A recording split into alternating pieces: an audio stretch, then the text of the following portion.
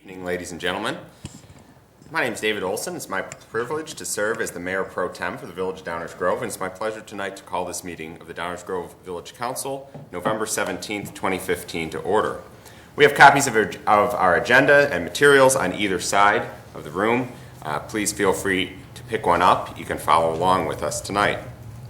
We do in Downers Grove have a strong tradition of public comments, and so we have multiple opportunities for public comments, both with respect to items appearing on our agenda and an item for comments of a general nature. We ask that all public comments adhere to our rules, 5-minute time limit for those comments. Appreciate everyone's adherence to that rule. We'll start the meeting, as we normally do, by reciting the Pledge of Allegiance. Please rise. I pledge allegiance to the flag of the United States of America and to the republic for which it stands, one nation, under God, indivisible, with liberty and justice for all. I'd now like to ask our village clerk, April Holden, to please call the roll. Commissioner Waldeck. Here. Commissioner White. Commissioner Vitimo. Here. Commissioner Jose. Here. Commissioner Olson. Here. Commissioner Barnett. Here. Mayor Tully. Thank you. We have a quorum. The next item on our agenda is the minutes of council meetings. Is there a motion with respect to the item? Mayor Olson, I move to accept the minutes of November 10th. I second. There's a motion and a second. Any discussion? Roll call, please. Commissioner Waldeck. Aye. Commissioner Vitimo. Aye. Commissioner Jose. Aye. Mayor Pro Tem, Commissioner Barnett. Aye. Mayor Pro Tem Olson. Aye. Those minutes are approved. Commissioner Vitimo, over to you. As we begin this evening, let us share our condolences and prayers to everyone in Paris. Let us observe a moment of silence for the victims and their families.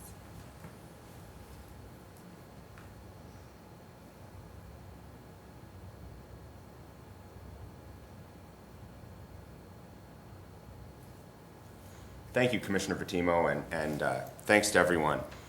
Commissioner Vitimo was recently in Europe, and I appreciate the thoughtfulness of remembering those who've passed, were killed in that horrible incident across the Atlantic.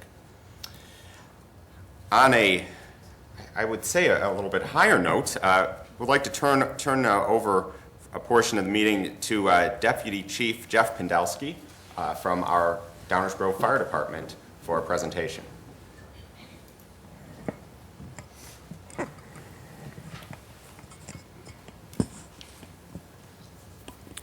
Thank you. Good evening, Council. Thank you for allowing us this opportunity to speak before you once again. Last week, we recognized citizens who had helped make a difference. This evening, we would like to recognize an organization that has partnered with us and has contributed significantly in our attempt to better serve the community. The science of firefighting in the modern environment is an ever-changing process. Firefighters today are faced with fire dynamics much different than ever before. One of the most important pieces in the puzzle of understanding the modern fire behavior model is live fire training and testing of theory. It is also one of the most difficult opportunities to produce.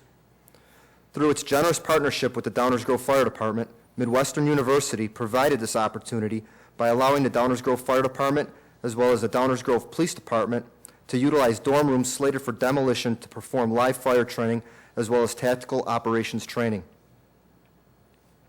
In a span of 18 days, over 500 firefighters from 9 neighboring departments participated in 77 live fire training evolutions. This opportunity also provided opportunities for the Bureau of Alcohol, Tobacco, and Firearms to conduct testing in 12 of the burns and allowed participation from the Illinois and Wisconsin Office of the State Fire Marshal.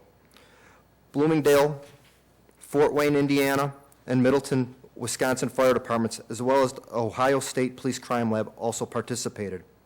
Over 700 training hours were logged due to this opportunity. This type of training allows firefighters to experience real-world scenarios in a controlled environment and provides invaluable experiences that allow firefighters to do their job in a safer and more efficient manner. The Downers Grove Fire Department is grateful to have had this opportunity. Without further words, I would like to call your attention to the short video that was prepared to outline the training conducted.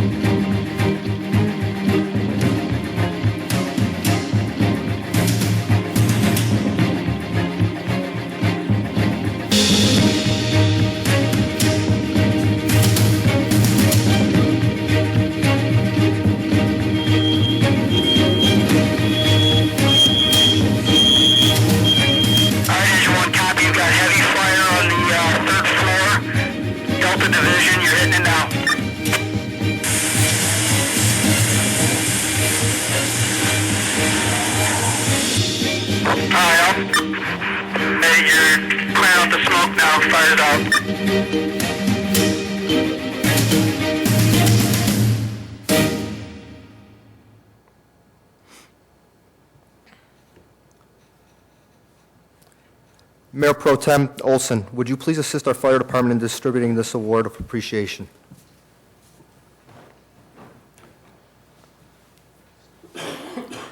At this time, I would like to ask Kevin McCormick from Midwestern University to please step forward to receive this small token of our appreciation.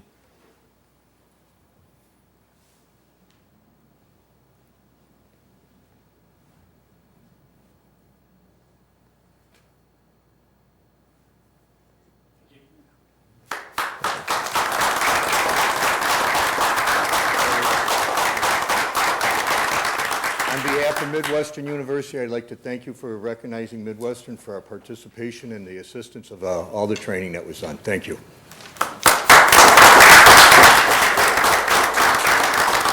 Thank you once again. Thank you, Deputy Chief Pendelski, and thanks to folks at Midwestern University. We appreciate your partnership, and, well, you're actually on the agenda a little bit later on, but we appreciate your partnership in working with our fire department, our public safety team. So thank you very much to the fire department and to Midwestern University. Moving on, we do have one proclamation to read tonight. This is regarding Small Business Saturday, and I'm reading this on behalf of Mayor Tully, who couldn't join us tonight due to a work obligation. Whereas November 28th, 2015 is Small Business Saturday, a nationwide campaign to spur business for small merchants.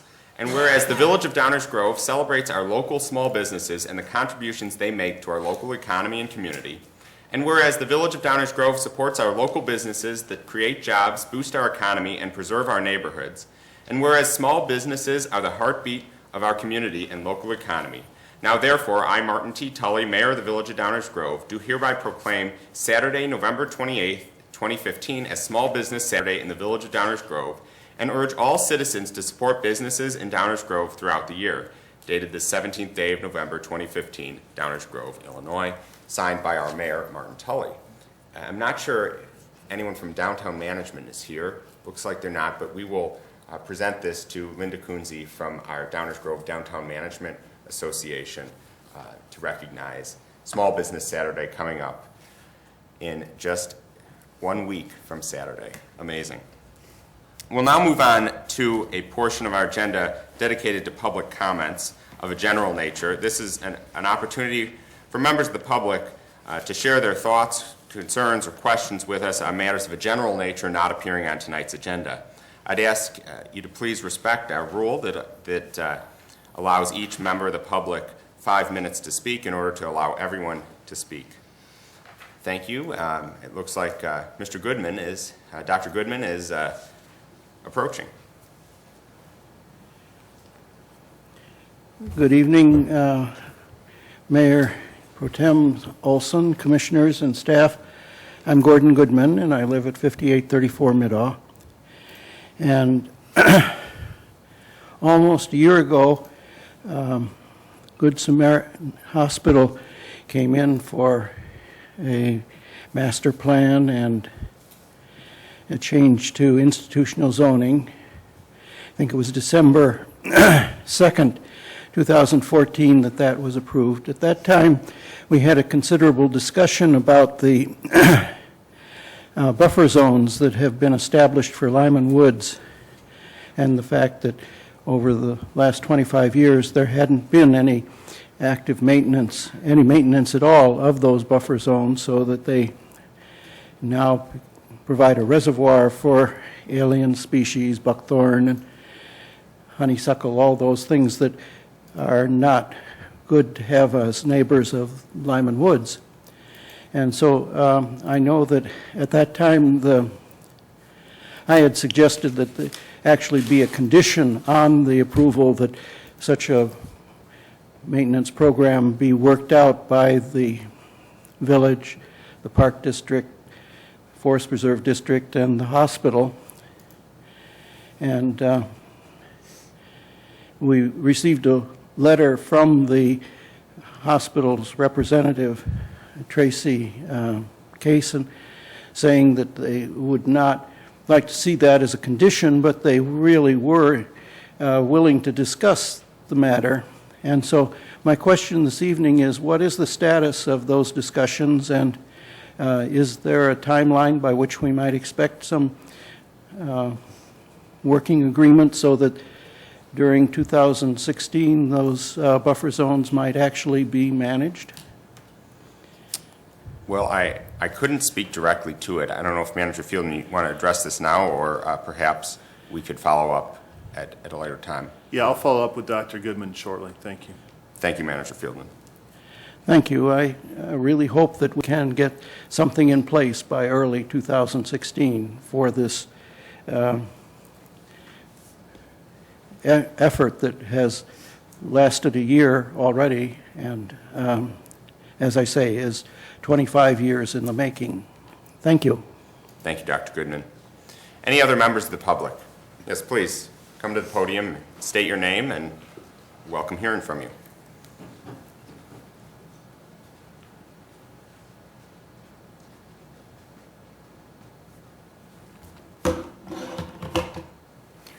Good evening, members of the Downers Grove Village Council, ladies and gentlemen. Thank you for being here. My name is Violet Lalicon Rodwell. I live at 5410 Grand Avenue, Downers Grove, Illinois. I have come here several times if I have to talk. This is a one-woman crusade. I just would like to inform each and every one of you here who are here to inform what's happening at the Downers Grove Public Library. I was informed that the Downers Grove Village Council is a separate entity from the Downers Grove Public Library.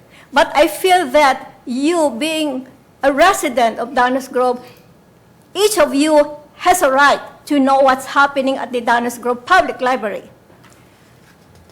And I feel that something should be done about this.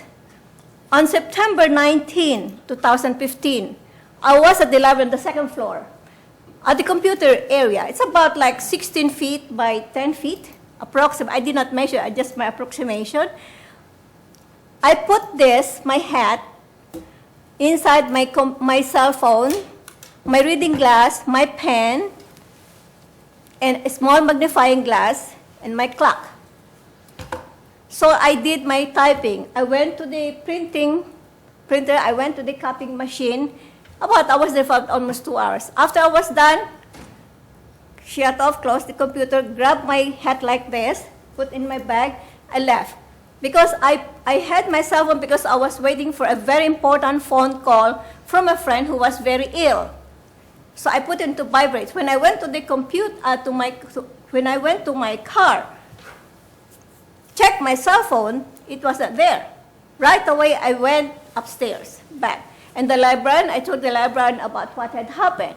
And so, don't worry, let's ask the people. But there were 3 guys who were seated next to each other. So she asked them if they had seen a cell phone. They said none. So I left. I went to the police department and I filed a report. And I told the officer, I am angry. because people come to Downers Grove Public Library to steal. They watch people to steal. So what I did was that there was a Downers Grove Board of Trustees meeting. It happened that my cell phone was stolen Saturday, September 19. Board of Trustees meeting was September 23rd, and I was able to talk to each and inform. I told them what happened because I personally will not tolerate any stealing at the public library. Anybody could come to the library to read and everything, but not to steal.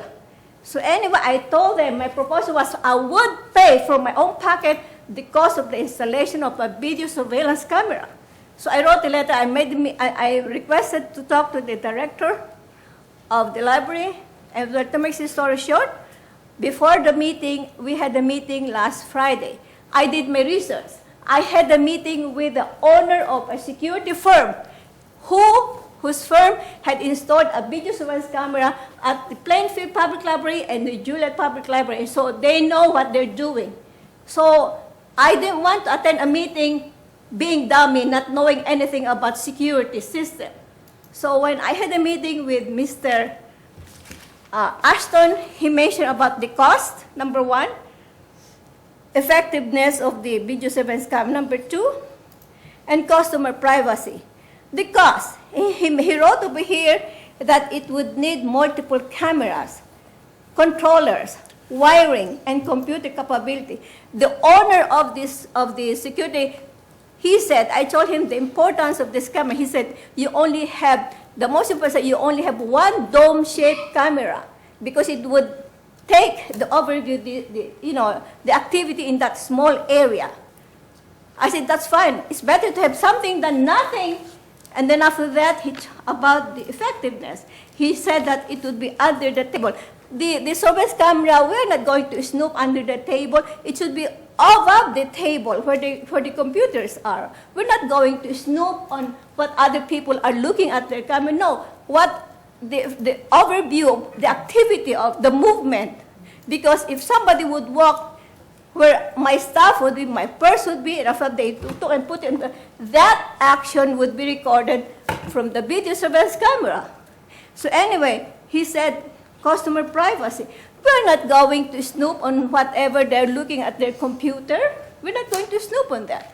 What is important for me is the person's movement, activity of trying to take something from somebody else's purse or bag, whatever is left by the computer.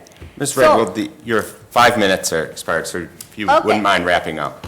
Okay, I'm here. I just would like to inform each and everyone, tomorrow night I'll be talking to the Board of Trustees, and you would be receiving a letter from me, because I told Mr. Ashton if 80% of the property tax owner of Downers Grove would say yes, they would approve of a camera, I would inform you. I'll be back. Because I will pay for all the expenses from my own pocket. I'm not asking for any help from anybody else. I just will not tolerate stealing at the public library. Thank you very much. Thank you for your comments. I'd just like to note that the Downers Grove Public Library is a separate unit of government. They have their own board, which, as Ms. Redwood mentioned, is meeting tomorrow. Further comments of a general nature from members of the public? Seeing none, we'll move to item 6, our consent agenda. Is there a motion with respect to the consent agenda? Mayor Pro Tem Olson, I moved that we accept the consent agenda as presented. Second. Roll call, please. Commissioner Waldeck? Aye. Commissioner Jose? Aye. Commissioner Vitimo? Aye. Commissioner Barnett? Aye. Mayor Pro Tem Olson? Aye. That matter passes unanimously. That brings us to item 7, our active agenda. Is there a motion with regard to item 7A? Mayor Pro Tem Olson, I motion to adopt an ordinance amending the parking and traffic provisions as presented. I second. There's a motion and a second. Is there any comment from members of the public? Any comments from members of the Village Council? Hearing none, roll call, please. Commissioner Waldeck? Aye. Commissioner Vitimo? Aye. Commissioner Jose? Aye. Commissioner Barnett? Aye. Mayor Pro Tem Olson? Aye, that matter passes unanimously. Is there a motion with respect to item 7B? Mayor Pro Tem Olson, I move to deny the petition for final plat of subdivision with exceptions for 5307 Victor Street. I second the motion. There's a motion and a second. Is there discussion from members of the public? Discussion from members of the Village Council. Roll call, please. Commissioner Waldeck? Aye. Commissioner Fatimo? Aye. Commissioner Jose? Aye. Commissioner Barnett? Nay. Mayor Pro Tem Olson? Aye. That matter passes 4-1. That brings us to item 8, our first reading. It's customary that this portion of the meeting be turned over to Village Manager David Fieldman for presentation of these items. Manager Fieldman. Thank you, Mayor Pro Tem. We have several items on tonight's first reading agenda. First item is consideration of an ordinance rezoning the property at 1940 Elmore Avenue. Here to present background information on this petition is our Community Development Director, Stan Popovich. Thank you, Director Popovich. Good evening, Mayor Pro Tem and council members tonight.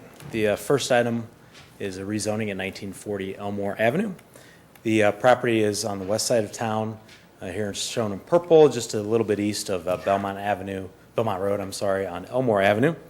The property shown here on the map is zoned R1. It's outlined here in purple. The property consists of two 60-foot wide lots with a single home built over the property line, the common property line between the two parcels. As shown here on the map, it is zoned R1. The petitioner is requesting to rezone to R4, which is shown in the orange, immediately to the west and to the north, which would be the left and top of the map here. The 60-foot wide width on an R1 lot is not typical. The 60-foot wide lots we typically see in R4, R3. So the request is to go to R4 to be more consistent with lot widths in the area and in the zoning district itself. The comprehensive plan talks about this area as being single-family residential. It also talks about providing modern housing and modernizing the housing stock in the village, as housing stock in the village is one of the key components of the village itself. With regard to the zoning ordinance, there's bulk requirements that need to be met in the R1 and R4 districts. The R4 district requirements are shown in section 2.030, and there's also rezoning criteria shown in section 12.030.I of the zoning ordinance. Mr. Keith Newman with Greenscapes Home is here as well to talk a little bit about his petition at this time. So I'll introduce Keith Newman of Greenscape Homes.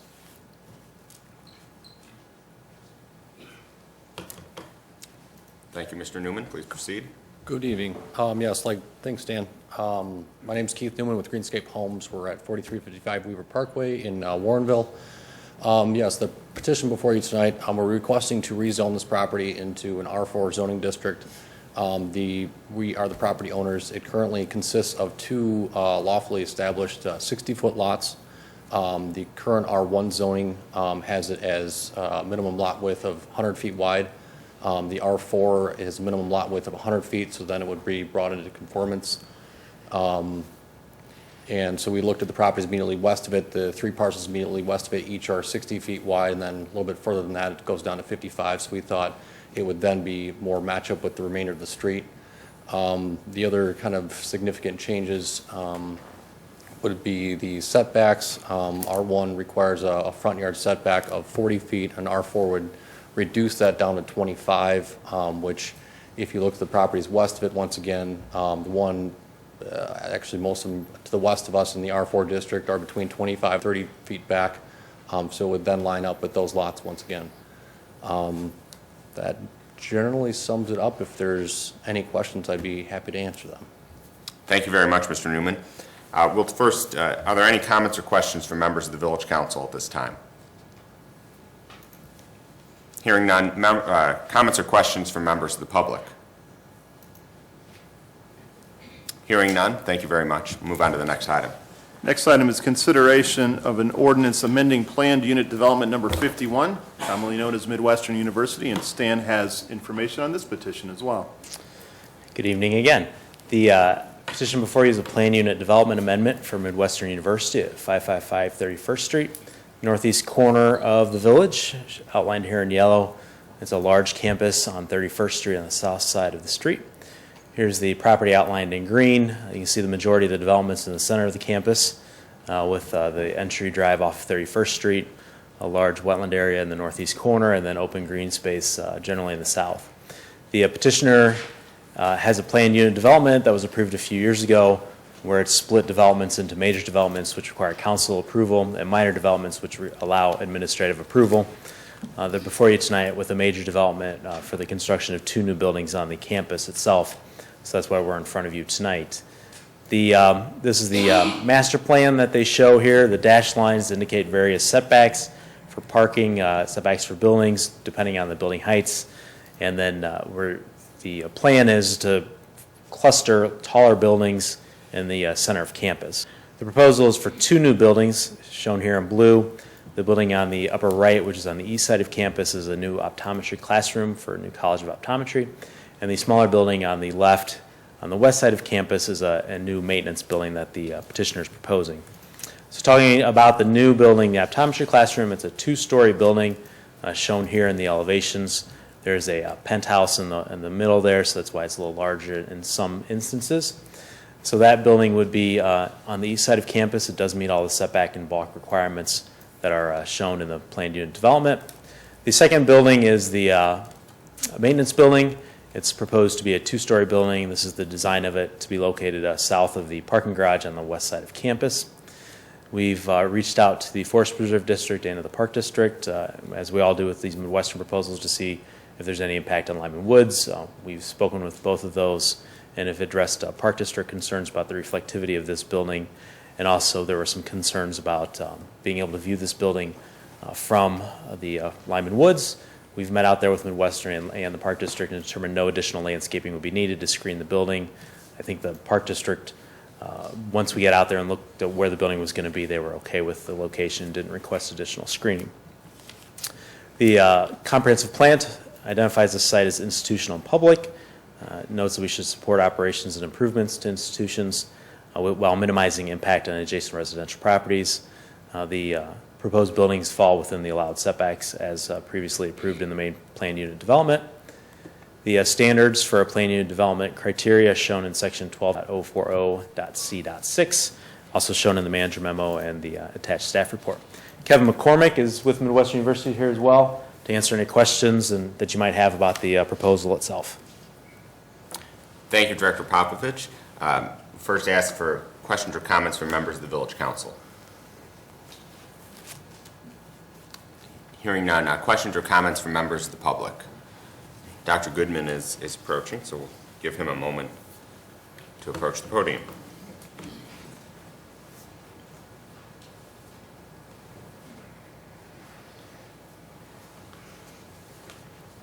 Good evening again. I'm still Gordon Goodman, 5834 Middaw, and I want to express again our appreciation of the university keeping its development compact as it has over the years, and also our appreciation of their granting that easement on the west side of their property, the east side of Lyman Woods, that has permitted a pedestrian access and fenced demarcation between that easement and the rest of the hospital property. Those were very generous cooperations of the hospital with the Lyman Woods, and I'm real pleased that the hospital is continuing to be such a good neighbor. In connection with this application, we did, as Mr. Popovich mentioned, receive letters from the Forest Preserve and from the Park District. And the Forest Preserve letter emphasizes the points that I was making earlier, that the vegetation on surrounding areas near Lyman Woods has a great impact on the woods, and the letter goes on to explain how much effort the managing partner, the Park District has put into maintaining the purity of the vegetation within Lyman Woods and the importance of not having alien species on the adjoining property. And the hospital has been quite cooperative in that respect. So I'm very pleased that Mr. Popovich and the village staff were able to have a joint meeting with the staff of the Forest Preserve District and the Park District and the hospital, the university, to discuss the placement and screening of this maintenance area. There is a sort of a complicated situation on the western boundary of the hospital. The lines of demarcation, of the university, the lines of demarcation there were drawn, I think, by attorneys rather than by ecologists or natural area people. And so very choice aspects of the geology in that area the residue of the glacial period are actually owned by the hospital, but they've been cooperative and let the Park District manage those because they have certain rare species like Hill's thistle growing in those unique cames. So the problem is that every once in a while, since this land belongs to the hospital, there are gouges that are taken into it for the water management purpose or other things. So it's very important that the hospital, the university continue its goodwill toward Lyman Woods, and I think I'm very pleased that it has, but it's always a worry to me that with a change in management or some other change, that could be a different approach. But for the present, I just want to congratulate the university again on being such a good neighbor to Lyman Woods. Thank you. Thank you, Dr. Goodman. Further comments from members of the public? Hearing none, I will move on to the next item, which is 8C. I think 8C and D we can take together. That's correct, Mayor Pro Tem. C and D both pertain to the property at 2501 Hobson Road. Stan. Thank you, Manager Fielman. Good evening again. The next two items are a rezoning and a special use for 2501 Hobson Road. The property is located here in the circle, just north of 63rd Street, a little bit east of I-355. As you can see, it's zoned residential. The proposal is currently the site is a cemetery and then a single-family home on the south property. The diocese owns both parcels. The proposal is to rezone to an INP1, which would be our first INP1 zoning district. INP1s can be no more than 4 acres in size, so that qualifies as this. And then to create a new, add a new crypt building and a new drive aisle here to make the cemetery a little bit more active. So on the site plan, you can see the property is outlined in the black triangle. Petitioner is proposing to add a drive aisle around the cemetery to provide access to a new crypt building that is proposed in the southeast corner of the property. As you can see, there's some extensive landscaping along the east property line along the south. The crypt building is located where it is because there's an existing house on the southwest corner at the end of the triangle there and at the end of the acute angle. And also the road is laid out where it is based on existing burials in the cemetery and how they tried to limit any disturbance of those burials there. This is the proposed crypt building, which will last many years. It has places for urns and then full body burials above ground there in those crypts, and it does have a service door, as you can see on the west elevation there, for equipment that would be used. The intent is to use this for services during burials here at the cemetery. The comprehensive plan notes that this is an institutional public use. Again, it notes that we should support operations and improvements to these institutional uses as well. The rezoning criteria, as we noted earlier, for a different petition is 12.030.I. The special use criteria are 12.050H. God bless you. And tonight, we have Matt Nichols and Ken Gear from representing the diocese to further explain the proposal.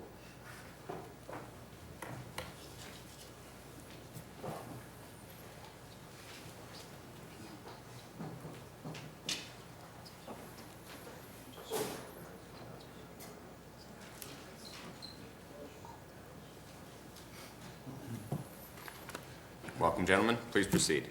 Thank you. I'm Matthew Nichols with V3 Companies here on behalf of the Roman Catholic Diocese of Joliet, who is the owner and petitioner of this property. Stan took a little bit of our thunder and went through the whole thing for us, so I'll be pretty quick. The site is just east of I-355 on Hobson Road. It is in a mostly residential neighborhood, but the comprehensive plan does show this as an institutional use in the future. So per staff's recommendation, that's what we're going to go ahead with and request a rezoning to INP1. There is R1 and R4 around us, so we will be mostly following the R1 zoning requirements. The existing site, I'll elaborate a little more on that. There are numerous burial plots located across the 3 acres. Most of them are in the center of parcel 1, but they do range around the borders of the property. The cemetery actually predates city maps, so it's well established, and there are 19th century burials out there. On the southern lot is a residential home to be demoed. For the site plan, the access road is 22 feet wide and located very specifically per the burials that are on site. The goal for this development was minimal grading effect to keep the integrity of the burial plots. The community, the overall community in this area doesn't have very many active cemeteries that have the potential and space for growth. So this future ring road could potentially serve 800 underground burials, and then the crypt building will serve as crypts. The future use of it will have 3 to 5 burials a month at most, so very minimal usage and usually quick in each fashion. The building is located on the site to avoid the bulk of the burials, so it's located on the southern parcel, which only has 1 or 2 burials on it. We've also moved it into the southeast corners. It's the level area, but per discussions with the neighbors, we've also moved the building. We've located it as far west of the property line as we could without impacting the burials to the north. I will let, for the other miscellaneous items around the site, we're proposing landscaping instead of fencing. We want to maintain the open space for the neighbors. There's existing fences and existing burials along the property lines, so instead we've proposed a lot of landscaping along the boundaries to maintain the natural presence and open space. Let's see. I will let Ken discuss more about the landscaping and also the building itself. Thank you. Good evening. My name is Ken Gear. I'm the architect for the structures on the project. There's 3 areas that there'll be structures: the north entry drive, the south entry drive, and the crypt building, as Stan previously mentioned.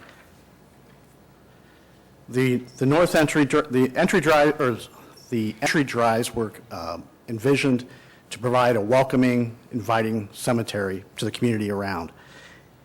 The north entry has limestone pilasters, wrought iron fencing, and a monument sign on the north side, which complies with the village signing ordinance. The south entry has a simpler design is just two simple limestone columns. The structure on the site is a garden crypt building, and the setbacks allowed are from the front yard, which is Hobson, a 40-foot setback. We're providing 239 feet setback. The eastern setback, which is the rear yard, allowed is 20 feet. We are providing 90 feet. The side yard setback allowed is 10 feet, and we are proposing 14 feet. All these setbacks were expanded in consideration to the neighbors to the east and also the neighbor to the south, providing enough space between the crypt buildings and the adjacent residences. The building height allowed is 35 feet per the zoning. We are proposing a height of 28.5 feet high, and the building coverage allowed is 32%, and we're providing 4.4%. The garden crypt building is composed of 260 full-body crypts along with 120 cremation niches. There's also a covered committal shelter or committal chapel in the middle that is open to the outside air. It will be used for graveside services and also for meditation and visitation when the services aren't going on. As Stan mentioned, there's also a small storage room located in the building for the equipment used to lift the caskets. The building was designed to complement the surrounding residential neighborhood, both in scale and in materials. The building will be clad in limestone with an ashlar pattern. The crypt areas will only be 13 feet high. The entry portico will be approximately 17 feet high, and the chapel area will be 28.5 feet high. We are looking at possibly reducing the height slightly in consideration to the comments that we received from the neighbors during the Plan Commission meeting and also the community meeting. The roof structure will be made of synthetic slate, and the trim around the roof will be a bronze metal. Just additional, you can see here in this slide the open chapel area in the middle and the crypts that are stacked up 5 high on each side. The landscaping for the project, the diocese cleaned up the site and cleared out the overgrowth last spring, and they'll continue to refine the landscaping as it becomes more active as a cemetery. The new landscaping is focused around the crypt building and in the southeast corner and along the east property line. The landscaping around the building consists of some evergreen trees that will screen the south property, adjacent property, from the chapel area. It'll also include ornamental and shade trees around the building and also some ornamental shrubs in the front of the building on the cemetery roadside. The southwest corner, we have evergreen screening provided at the property lines, both the south and the east, in consideration of privacy to the neighbors to the east, and also to create a small area for a future cremation garden in that corner. In lieu of a privacy fence, we've proposed to install evergreen screening along the east property line.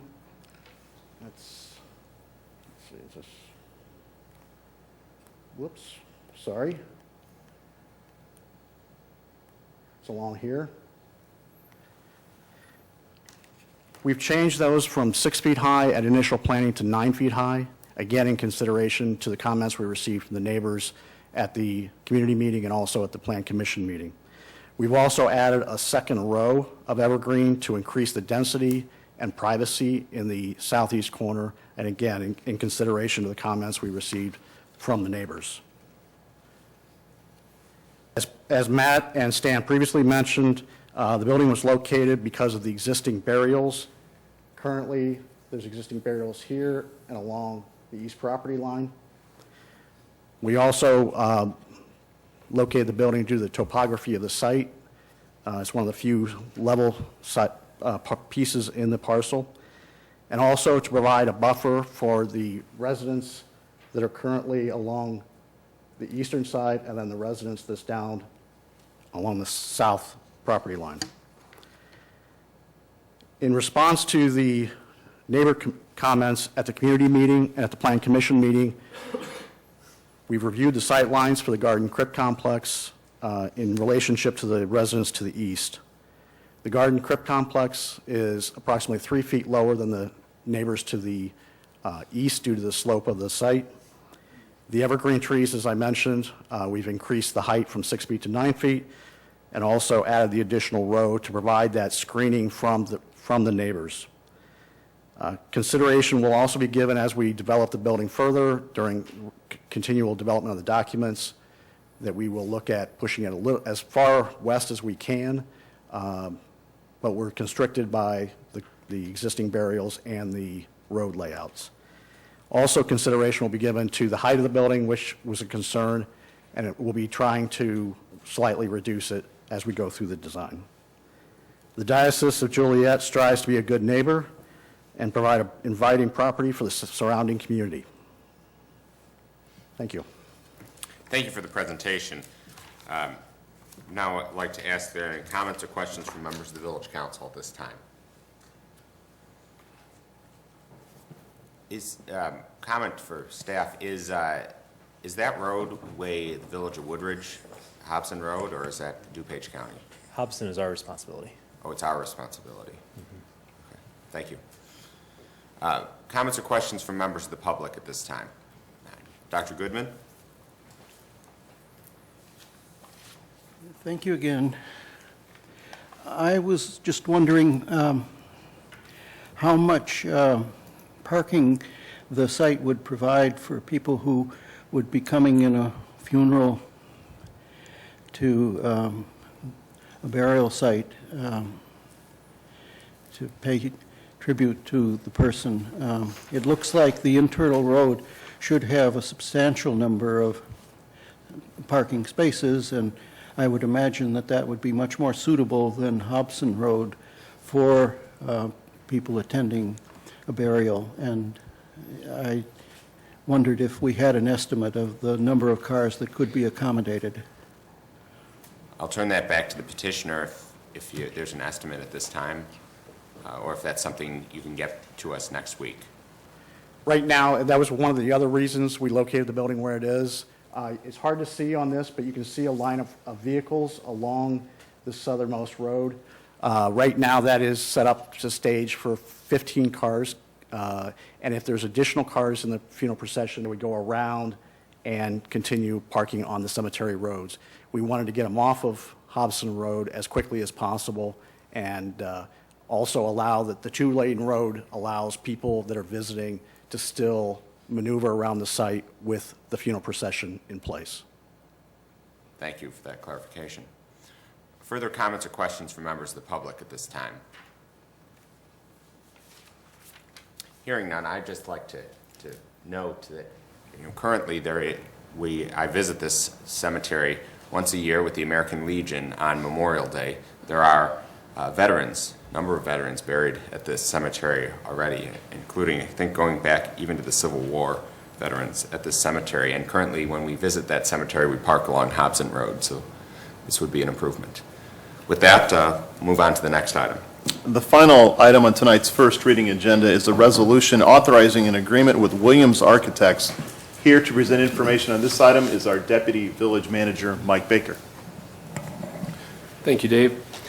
This item provides the opportunity for an update on the Village Council top priority action item that involves development of a facility sustainability plan, a project that we've been working on since September and had previous meetings that have focused on identification of the issue and available resources that can be committed to the project. All that information is available on the Village website detailing the project in previous meetings.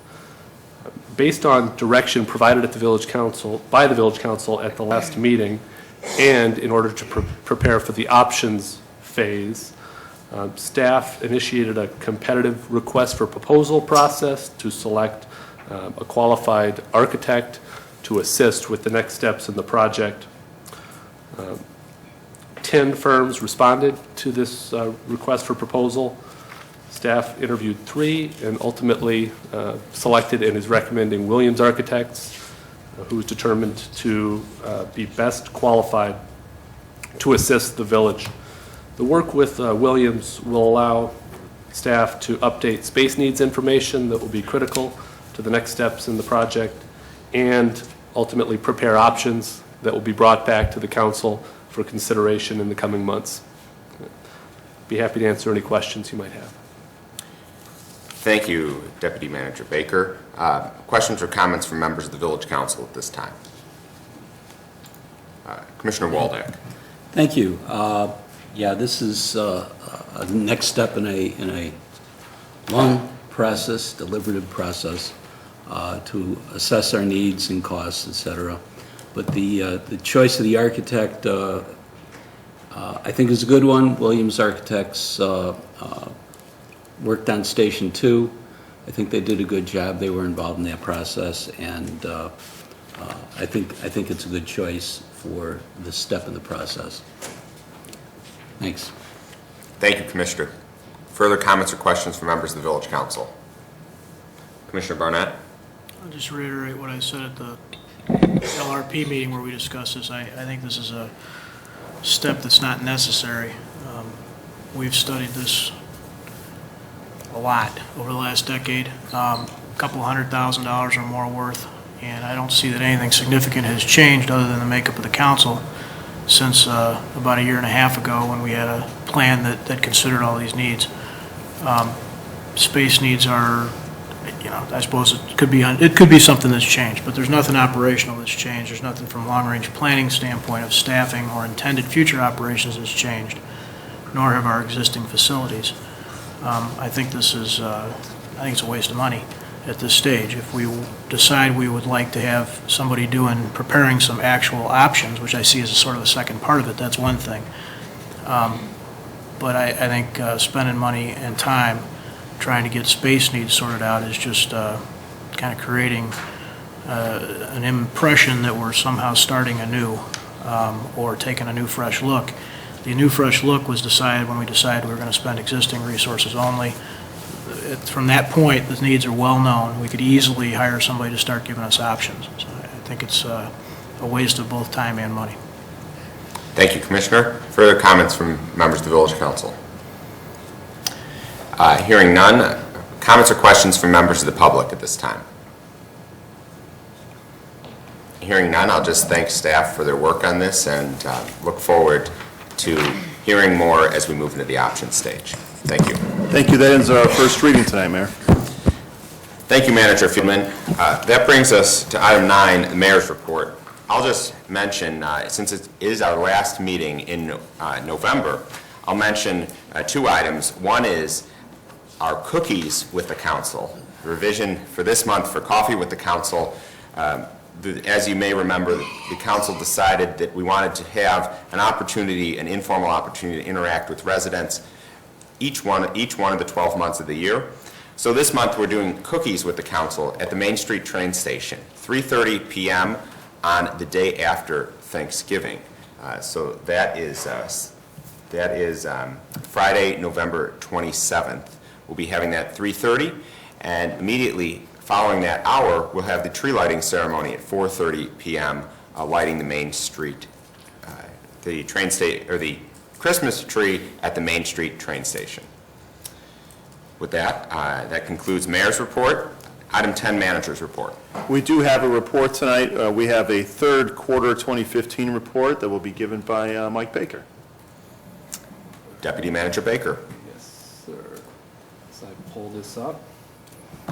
The purpose of this report, we typically give these shortly after the end of the quarter, is to provide a financial overview to the Village Council and the community, specifically focus on our general fund operations. The general fund revenues through the third quarter, we actually are anticipating revenues at $36.35 million. They are tracking slightly above that at $36.42 million, a favorable variance of $70,000 through the third quarter. We do have areas of concern that we wanted to highlight, and it has to do with revenues that are being withheld by the state of Illinois that have not been dispersed and we're hoping are freed up. These include the motor fuel tax. It has been withheld since July, and through the remainder of the fiscal year, that could have an impact of $600,000. The other revenue source is the local use tax, which is received in the general fund. It has been withheld since September. Information is posted on the amount that is due to the village, but that revenue source also could have an annual negative impact of $600,000. The village has taken active efforts to respond in the case of the motor fuel tax by suspending projects in 2015, and for the local use tax, continuing to monitor, to work with other municipalities through the DuPage Mayors and Managers Conference and the Illinois Municipal League, and of course, as we've done throughout the year, control our expenses. I will show you that same table with that impact of the local use tax. If it continues to be withheld, the revenues would then drop to about $35.8 million, a decline of $530,000 compared to what was expected. On the expense side, because of the expense control efforts that have been in place since early this fiscal year, we've been able to realize about $630,000 in reduced actual expenses compared to what we would expect through this point in the fiscal year. That's consistent with what was presented in the budget that council just adopted. Be happy to answer any questions you might have. Thank you. Manager Fieldman, anything more to add on that? We'll be talking about this in the future. If this continues, it may turn into a policy discussion, but for now, we just wanted to alert the council and the community of that $600,000 revenue shortfall that we are expecting. And that ends our report tonight, Mayor. Thank you, Manager Fieldman. Next, item 11, Attorney's Report. Yes, thank you. Four items to present this evening. The first is an ordinance rezoning property located at 1940 Elmore Avenue, an ordinance rezoning property located at 2501 Hobson Road, an ordinance authorizing a special use for 2501 Hobson Road to permit a cemetery, and an ordinance approving an amendment to Plan Unit Development Number 51 to allow revisions to the campus master plan at Midwestern University located at 555 31st Street. Thank you. That is all. Thank you for that report. Item 12, council member reports. Do any members of the council have any reports at this time? Commissioner Jose. Thanks, Mayor. Just wanted to wish everybody a happy, safe, and healthy Thanksgiving, since this is our last meeting before Thanksgiving, and remind folks in connection with the proclamation that was read earlier to shop locally when it comes to your holiday purchases. The trouble in Springfield notwithstanding, we do appreciate those sales tax dollars whenever it is Springfield decides to send them to us. With that, thank you. Thank you, Commissioner. Further reports? Commissioner Waldeck? I'll just repeat. I don't want to repeat. I'll ditto what Commissioner Jose said and get out to, coffee with the council has always been a little tough since I'm not much of a coffee drinker, but I am a cookie eater. So I will enjoy being there. Please show up. Tree lighting ceremony and shop downtown. Thank you. Thank you, Commissioner. Further reports? Hearing none, I'll just add, looking forward to seeing everyone on the 27th at Cookies with the Council. Is there a motion to adjourn? Mayor Pro Tem Olson, I make a motion to adjourn. Second. Roll call, please. Commissioner Waldeck? Aye. Commissioner Jose? Aye. Commissioner Vatimo? Aye. Commissioner Barnett? Aye. Mayor Pro Tem Olson? Aye. We are adjourned. We'll see you in December.